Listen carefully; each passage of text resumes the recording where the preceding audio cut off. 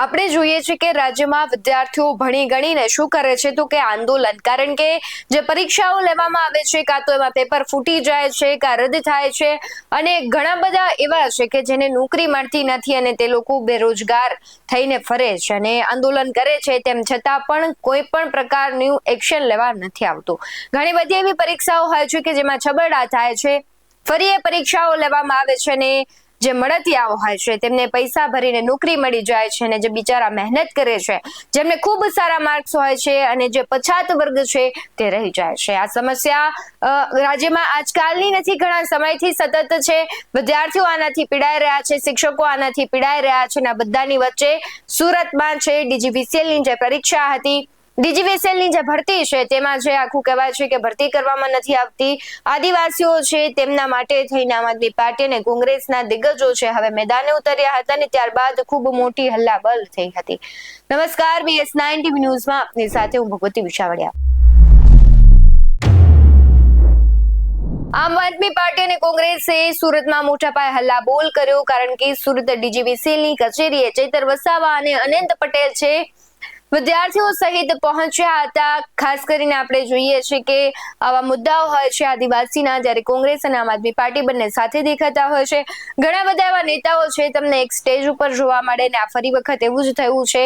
આદિવાસીના જે વિદ્યાર્થીઓ છે તેના હક માટે કોંગ્રેસના આનંદ પટેલ અને આમ આદમી પાર્ટીના ચૈતર વસાવા એક સાથે દેખાયા। આમ આદમી પાર્ટીના અને કોંગ્રેસના બંને નેતાઓએ DGVCLના અધિકારીઓ સાથે ચર્ચા કરી અને ચર્ચા બાદ અધિકારીઓએ સમયની માંગ કરી। DGVCL કંપનીના MD સાથે મીટિંગ કરાવવામાં આવશે તેવી પણ વાત કરી। મીટિંગમાં બંને પાર્ટીના નેતાઓ અને ઉમેદવારોના 5 પ્રતિનિધિઓ હાજર રહેશે અને ખાસ કરીને અધિકારીઓની ખાતરી બાદ ધરણા છે તે સમેટાયા હતા। ધારાસભ્ય આનંદ પટેલ અને ચૈતર વસાવાએ ખૂબ મોટું નિવેદન પણ આપ્યું હતું। શું કહી રહ્યા છે બંને તેવો પર નજર કરીએ। દક્ષિણ ગુજરાત વીજ કંપની દ્વારા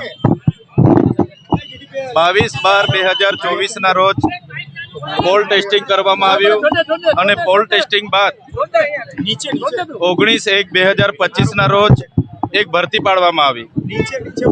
આ ઇલેક્ટ્રિકલ આસિસ્ટન્ટની ભરતીમાં સુરત ખાતે 1864 જેટલા ઉમેદવારો પાસ થયા અને પાસ થયા બાદ આ ટેન્ડર પાસ થયેલા ઉમેદવારોને ડાયરેક્ટ ભરતી કરવાની જગ્યાએ એક દિલ્હીની કંપનીને બારોબાર ટેન્ડર આપી દેવામાં આવ્યું છે।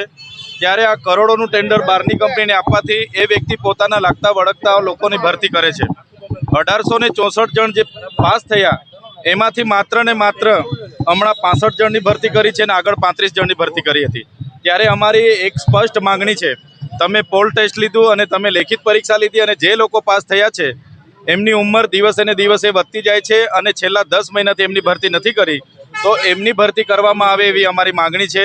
એ 1864માંથી માત્ર ને માત્ર 65 જણની જ ભરતી થયેલી છે, તો બીજા 1800 જણની તાત્કાલિક ધોરણે એમને ઓર્ડર આપીને ભરતી કરવામાં આવે એવી અમારી માંગણી છે।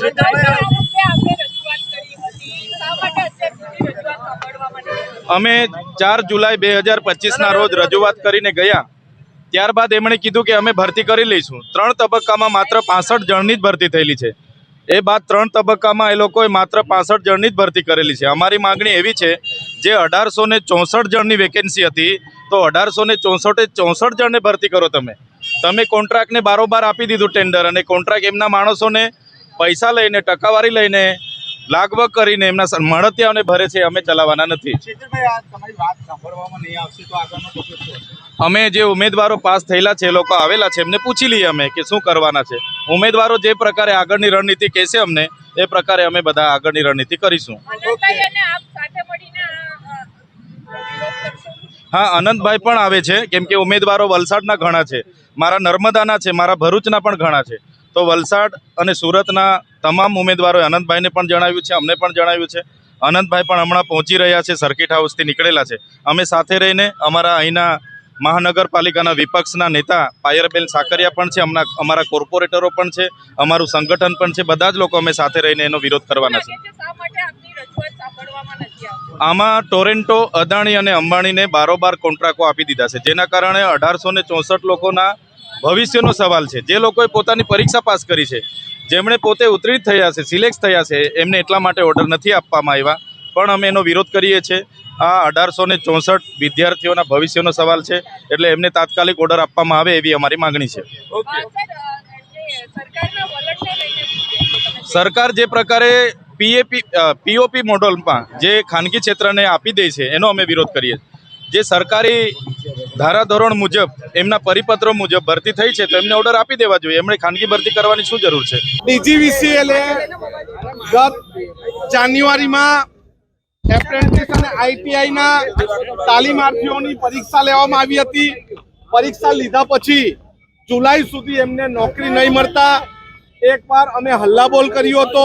તેના બાદ ઓગસ્ટ મહિનામાં એમણે લગભગ 102 જેટલા ઉમેદવારોને નોકરી આપી હતી.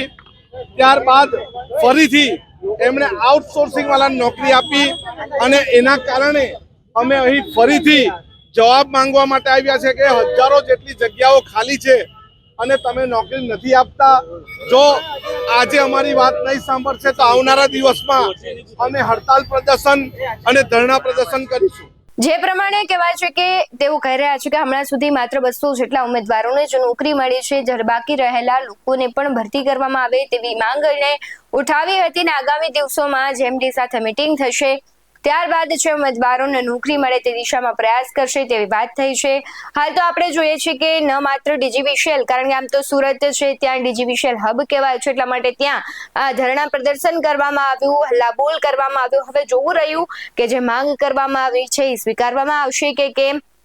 જે પ્રમાણે ચૈતર વસાવા અને અનંત પટેલ એક સાથે છે આદિવાસીઓના મુદ્દે દેખાયા હતા, દેખાવો કર્યો હતો ને આખું છે કહેવાય છે કે DGVCL કચેરી છે એ પોલીસ છાવણીમાં ફેરવાઈ ગઈ હતી. ખૂબ હલ્લાબોલ થયો. આમ આદમી પાર્ટીના ઘણા બધા નેતાઓ હાજર રહ્યા હતા, વિદ્યાર્થીઓ હાજર રહ્યા હતા અને ખાસ છે કોંગ્રેસના પણ અનંત પટેલ સહિતના નેતાઓ ત્યાં દેખાયા હતા.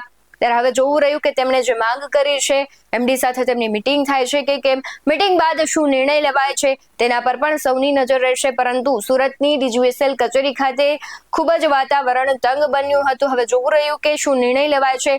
તમને શું લાગી રહ્યું છે કે જે પ્રમાણે વિદ્યાર્થીઓ છે પરીક્ષા આપે છે અને શિક્ષકો છે એ પણ પરીક્ષા આપે છે અને ત્યારબાદ આંદોલન કરે છે, તો ભણશે ગુજરાત ને રમશે ગુજરાતના બધા જ નારા છે તે અહીંયા કઈ રીતના સાર્થક થઈ રહ્યા છે? કારણ કે શિક્ષિત ગુજરાત બનાવવું હશે તો અને ખાસ કરીને બેરોજગારી પણ જો ઓછી કરવી હશે તો આ બધું જ છે ધ્યાનમાં લેવું પડશે. વિદ્યાર્થીઓને ભણી ગણીને જો આંદોલન જ કરવાના હોય તો ભણીને મતલબ પણ શું, તે પણ અત્યારે સવાલ થઈ રહ્યો છે. ઘણા બધા એવા લોકો હોય કે જેને ભણાવવાની ત્રેવડ ન હોય, પૈસા ન હોય, તેમ છતાં ગમે એમ કરીને છોકરાઓને ભણાવે છે અને નોકરી ન મળે અને જે પૈસાદાર છે એ પૈસા ભરીને તેમના દીકરા દીકરીઓને નોકરી મળી જાય ત્યારે અનેક સવાલ થઈ રહ્યા છે. ત્યારે તમારું શું કહેવું છે કમેન્ટ બોક્સમાં જરૂરથી જણાવજો. આવા જ વધુ અહેવાલો સાથે ફરી મળતા રહીશું. તમે અમારી YouTube ચેનલને સબસ્ક્રાઇબ કરવાનું, અમને Facebook અને Instagram પર ફોલો કરવાનું ભૂલશો નહીં. બાકી અમને અપડેટ્સ મેળવવા માટે આપ જોતા રહો OBS 90 ન્યૂઝ. નમસ્કાર.